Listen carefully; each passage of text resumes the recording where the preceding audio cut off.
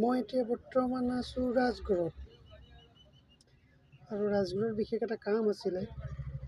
তো এতিয়া ভোক লাগিছে, সেইকাৰণে মই এতিয়া খানা খাব যাম এখন হোটেলত। সেই হোটেলত মানে মই ৰাজগড় যেতিয়া আহিলেও মানে খানাটো খাওঁ তাত মানে খুব ভাল খানা দিয়ে।